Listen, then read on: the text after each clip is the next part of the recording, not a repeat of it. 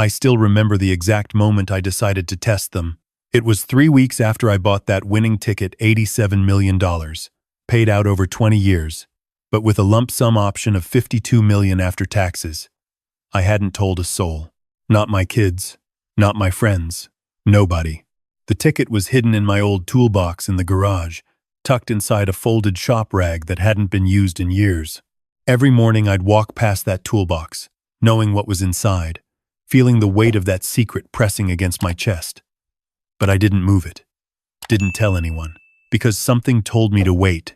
That something became crystal clear on a Tuesday afternoon when I stopped by my daughter Jennifer's house unannounced. I was in the neighborhood and thought I'd say hello. The front door was unlocked, as usual in our small Oregon town, so I let myself in, calling out as I entered. No one answered. But I heard voices coming from the kitchen. I was about to call out again when I heard my name. Dad's getting worse.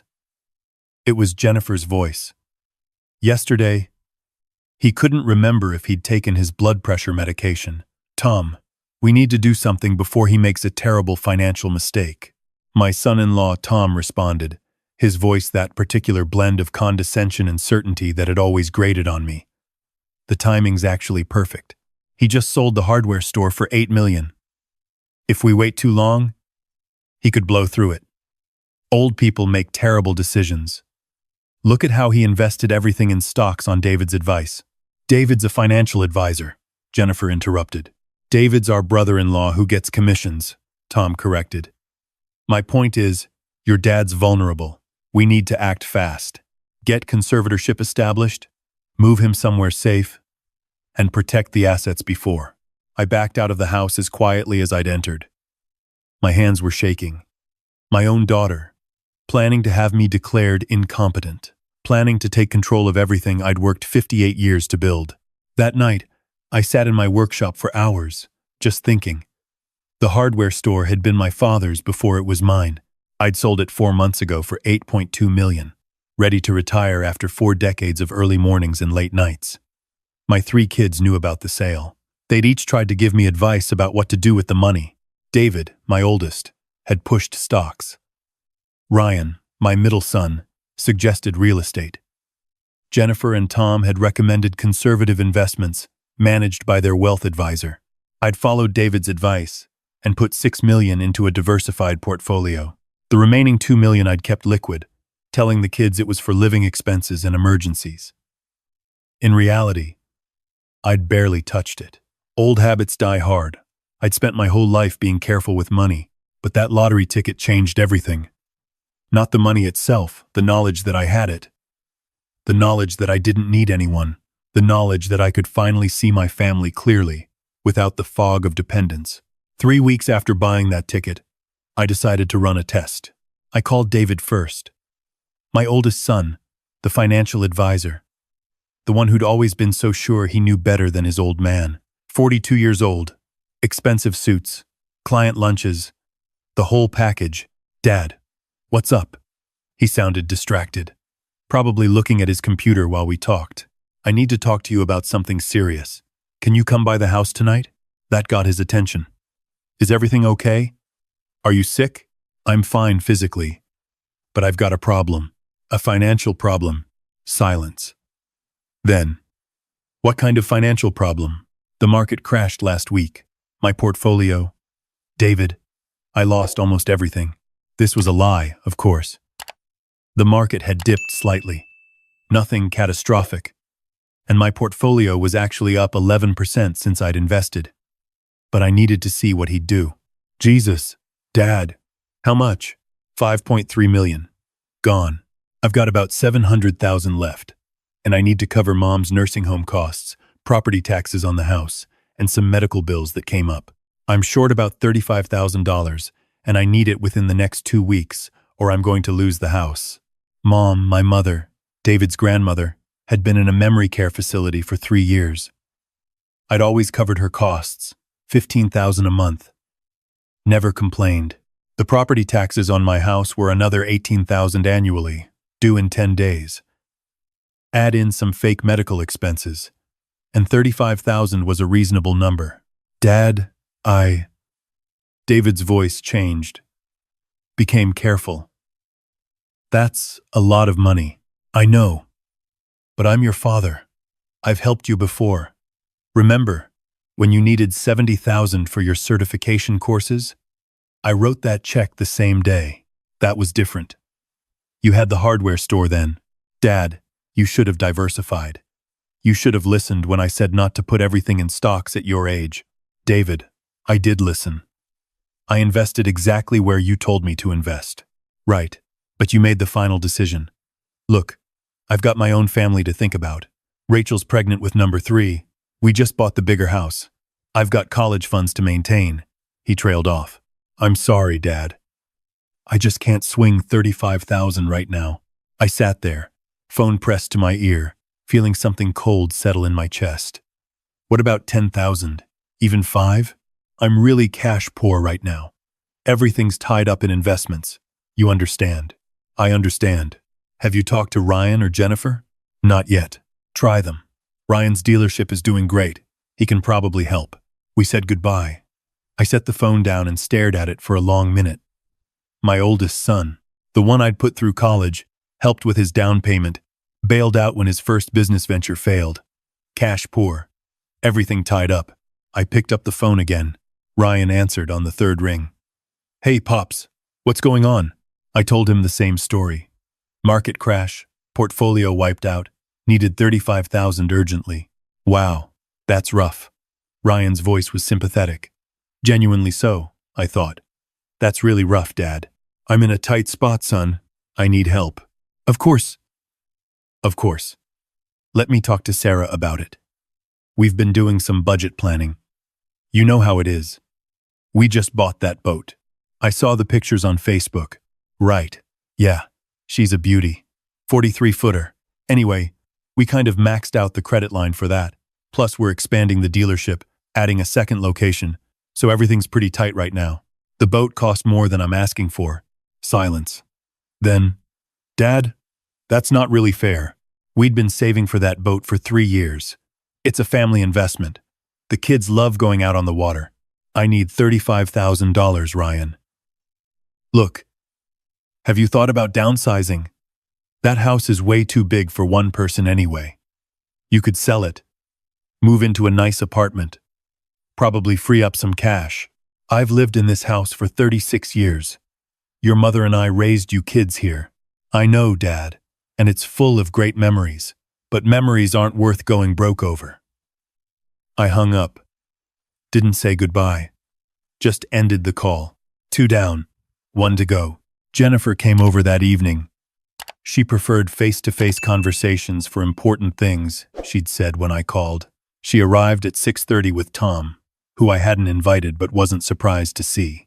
We sat in the living room, the same room where I'd taught all 3 of my kids to ride bikes, where we'd opened Christmas presents, where Margaret and I had hosted countless family dinners before cancer took her 8 years ago. Dad, we're so sorry about the market crash. Jennifer started. She had Margaret's eyes, the same shade of blue. That must be incredibly stressful. It is. Tom leaned forward. David called us. He explained the situation. We've been talking about it, and we have some thoughts. I need $35,000, I said flatly. Do you have thoughts about that? Jennifer glanced at Tom. Dad, we need to talk about the bigger picture here. This isn't just about $35,000. It's about your overall situation. My situation is that I'm about to lose my house and can't pay for your grandmother's care. Right. And that's exactly the kind of high-pressure decision-making that concerns us. Tom's voice was steady, clinical, like he was diagnosing a problem. You're under stress, you're alone, you're dealing with financial losses. This is exactly when people your age make mistakes. What kind of mistakes? Risky loans, bad investments trying to recover losses, scams. Jennifer reached over and patted my hand. We love you, Dad. We want to help, but we don't think giving you money right now is the right kind of help. I pulled my hand back. What kind of help did you have in mind? Tom produced a folder from his briefcase. We think it's time to consider a more structured approach to your finances. You've had a good run managing your own affairs, but maybe it's time to let some younger, sharper minds take the wheel. Younger, Sharper minds. I didn't mean it like that. Tom backpedaled. I just meant, you know, people who are more current with market trends, financial strategies. Like you, like a professional team. Jennifer and I have a wealth management group we work with. They're excellent. And we've also been talking to an attorney about setting up a conservatorship arrangement. Conservatorship. I let the word hang in the air. Jennifer jumped in. Just as a precaution. Dad. Just to make sure that if something happens, if you get sick, or confused, or, I'm not confused. Of course not. But this market loss, the stress you're under, the memory issues. What memory issues? Last week you called me twice in one day, asking if I'd heard from Ryan. You didn't remember the first call. I had called her twice, on purpose, to see if she'd use it against me. And here we were. So you won't help me. We want to help you, Tom insisted. That's why we're here. We're suggesting a reverse mortgage on the house. It would free up capital, take the pressure off, and put the house in the bank's hands. Eventually. But you'd have access to the equity now, when you need it. I stood up. Get out. Dad, get out of my house. Jennifer's eyes filled with tears. Real ones, I thought. Or maybe I just wanted them to be real. We're trying to help you. Why won't you let us help you? Because your kind of help looks a lot like taking control of everything I have. Now get out. They left. Tom looked offended. Jennifer looked hurt. I didn't care. 3 for 3. All my children, every single one, had failed the test. I sat in the dark living room for a long time after they left, feeling something I'd never felt before. Not just disappointment. I'd been disappointed in my kids plenty of times over the years. This was different. This was the clean, cold clarity of seeing people exactly as they were, stripped of every excuse, every justification, every benefit of the doubt. They would take my house. They would put me in a home. They would control my money. All while telling themselves they were doing it for my own good. The next morning, there was a knock on my door. I opened it to find my grandson Jake standing there. 17 years old, tall and skinny, wearing his grocery store uniform. Grandpa. He didn't wait for an invitation, just stepped inside. Mom called me last night. She was crying. She said, "You're in trouble." Your mother said a lot of things, I imagine. She said you lost all your money and you need help, but you're too proud to accept it. He pulled an envelope from his jacket pocket. I've been saving for a car. I've got $2,700. It's yours. I stared at the envelope. Didn't take it. Couldn't take it. Jake, I know it's not $35,000, but it's something. Whatever you need, Grandpa. Something cracked open inside my chest. Why? What do you mean, why? You're my grandfather. You taught me to fix cars. You came to every one of my baseball games, even after you sold the store and didn't have to drive past the field anymore. You're the one who told me that character is what you do when nobody's watching. He thrust the envelope at me. Take it, please. I took the envelope, not because I needed it, but because refusing it would hurt him more than anything his parents could do. Thank you, Jake. We're family. He said it simply, like it explained everything. And maybe it did. After he left, I sat at my kitchen table and looked at that envelope for a long time. $2,700. Everything a 17-year-old kid had managed to save from minimum wage shifts at the grocery store. Offered without hesitation. $2,000. Without conditions. Without lectures about my poor decisions or talks about conservatorship. That's when I knew what I had to do. I called my old friend Mike that afternoon. We'd grown up together in this town, went to the same schools, played on the same little league team. He'd worked as a machinist for 40 years, before retiring on a modest pension. His wife had passed around the same time as Margaret. We had coffee twice a week and complained about our joints. Mike, I need to tell you something, but I need you to keep it quiet. What's going on? I told him about the lottery ticket. His silence stretched so long I thought the call had dropped. Mike, $87 million. $52 million lump sum after taxes. And you haven't told your kids? No. Why not? So I told him about the test. About the fake crisis. About David and Ryan and Jennifer, each one failing in their own way. About the conservatorship discussion I'd overheard. About Tom's folder full of plans for my future. About Jake showing up with his envelope. That's a hell of a thing. Mike said finally, I need your help. Not money, help with something else. Name it. 3 days later, I called a family meeting. All 3 kids, their spouses, and Jake. Mandatory attendance. I told them I had important news about my financial situation and my future plans. They showed up at 7 p.m. on Saturday. I could see the mix of concern and anticipation on their faces. Jennifer and Tom arrived first, followed by Ryan and his wife Sarah, then David and Rachel. Jake came in last, giving me a small nod. I'd set up the living room carefully, documents arranged on the coffee table. Mike sitting in the corner, present but quiet. A lawyer named Patricia Mills in the other corner. Mike's niece. Someone I trusted. Someone who'd done some work for me over the past few days. Thank you all for coming, I started. I know you're worried about me, about my financial situation, about my ability to make good decisions. Dad, Jennifer started. I held up my hand. Let me finish. You're right to be worried. I did lose a lot of money. $5.3 million. Gone, in a market crash. I watched their faces. Concern, sympathy. And underneath, in David and Tom especially, I saw something else. Vindication. I came to each of you for help. $35,000. That's all I needed to keep the house. Keep your grandmother in her facility. Cover the immediate emergency. Dad, we explained. David started. You explained that you're cash poor despite buying a new house. Ryan explained that his boat and dealership expansion were more important. Jennifer and Tom explained that what I really needed was a conservatorship and a reverse mortgage. I kept my voice level, factual. Only one person in this family offered to help. Only one person didn't make excuses or try to use my crisis to take control of my life. I looked at Jake. His face was red, but he met my eyes. Jake brought me $2,700. Everything he'd saved, offered to work more hours, offered to defer college. I paused. He's 17 years old, and he showed more compassion and loyalty than any of you. That's not fair, Ryan said. We have responsibilities. Responsibilities. I picked up the first document from the coffee table. David, you told me you were cash poor.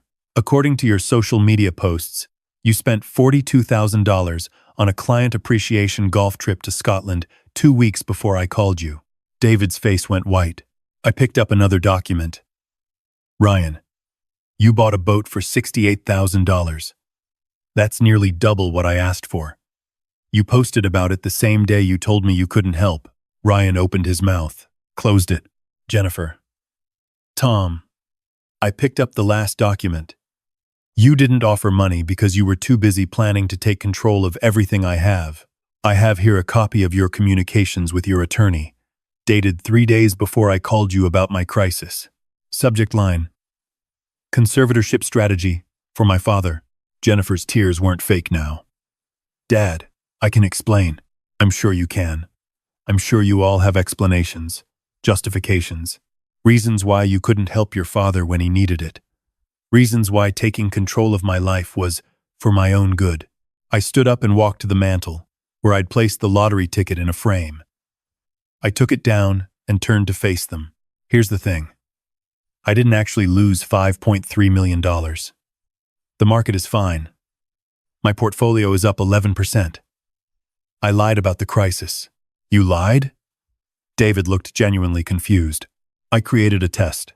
I needed to know who in this family would be there for me when I had nothing.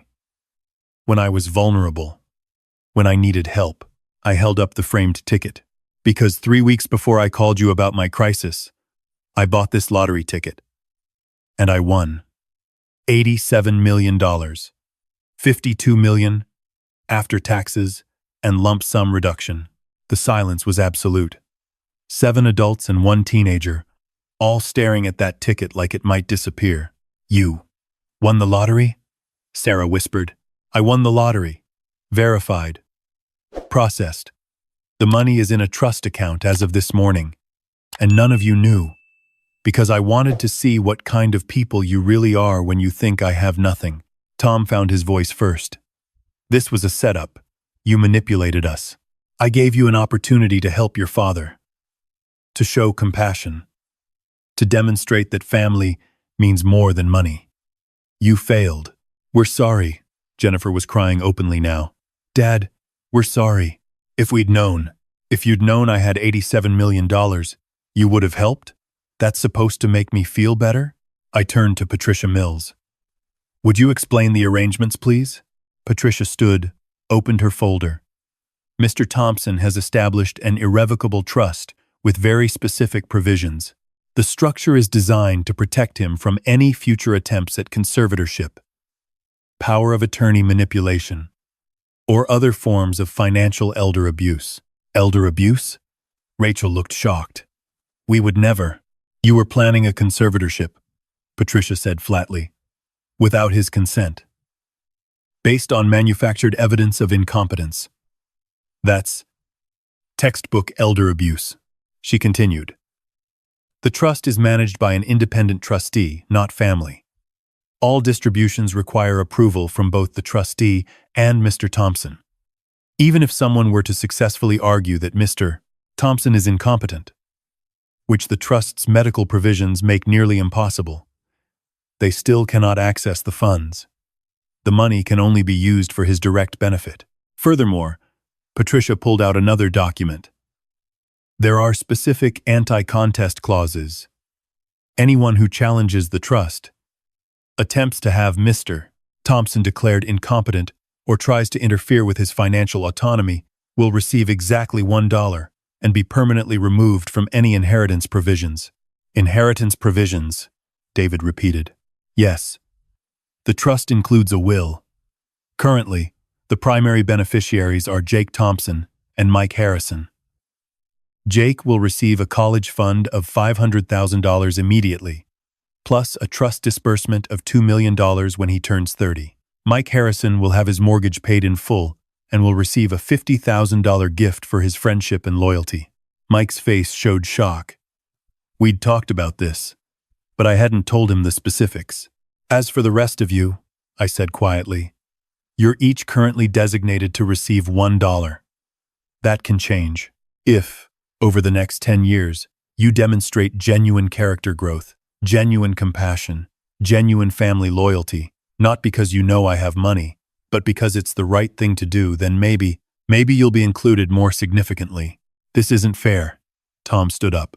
You can't judge us based on one test. I'm not judging you based on one test. I'm judging you based on a lifetime of watching you prioritize money over people. This test just made it crystal clear. What about our kids? Rachel gestured to her pregnant belly. Jake is my grandchild. He'll be well provided for. Your children will have parents who just learned a valuable lesson about priorities. Whether you pass that lesson on to them is up to you. I sat back down, suddenly tired. This meeting is over. You all know where things stand. Patricia has copies of all the documents, if you want to review them. Mike. Jake, please stay. Everyone else, leave. They left slowly. David looked like he wanted to argue but couldn't find the words. Ryan kept shaking his head. Jennifer was still crying. Their spouses looked shell-shocked. Only Jake remained, along with Mike. After the door closed, Jake spoke first. Grandpa, you didn't have to do this for me. Yes, I did. You earned it. You were the only one who showed up. What about Mike? Jake looked at my old friend. He didn't know about the test. Mike's been showing up for 40 years. He doesn't need a test. Mike cleared his throat. Richard, this is too much. The mortgage, the money, it's not enough. You offered me your savings when I called you. Didn't hesitate. Didn't ask questions. Just how much do you need and when do you need it? That's worth more than money can measure. We sat in silence for a while. 3 generations and 40 years of friendship in my living room after everyone else had gone. What happens now? Jake finally asked. Now? Now we live our lives. I'm buying a small ranch about an hour from here. Place your grandmother and I always wanted. I'll teach you about horses if you're interested. Mike, you're welcome anytime. As for your parents, I shrugged. That's up to them. They can prove me wrong about them. Will they? Jake asked. I don't know. But here's what I learned, Jake. Money doesn't change people. It just reveals who they already are. Your parents, your uncles, your aunts, they showed me exactly who they are when they thought I had nothing. That's the truth of them. That's a hard truth, Grandpa. Most important truths are. I handed him back his envelope. Take this. Put it toward your car. Or save it. You'll need it for college expenses beyond what the fund covers. But you offered it when you thought I needed it. That's all that matters. Now, I'm in a position to not need it. So it goes back to you. He took the envelope, but his eyes were wet. Thank you, Grandpa. No. Thank you. You reminded me that integrity isn't dead. That family can mean what it's supposed to mean. That sometimes the people who matter most aren't the ones who share your blood. They're the ones who show up when you need them. Mike raised an imaginary glass. To showing up. Jake smiled through his tears. To showing up. I thought about Margaret, about how she would have handled this. She always saw the best in people, always gave second chances. But she also had a spine of steel when it came to protecting what mattered. I think she'd understand what I'd done. I think she'd approve. The lottery ticket was still in its frame on the table. $87 million. The biggest windfall of my life. And the most expensive lesson I'd ever taught. But as I sat there with Jake and Mike, with the evening light streaming through the windows of the house I'd built my life in, I realized something. The real fortune wasn't the money. It was knowing for certain who loved me for me, not for what I could give them. That kind of clarity, you can't put a price on that. Even if it costs you $87 million to find out,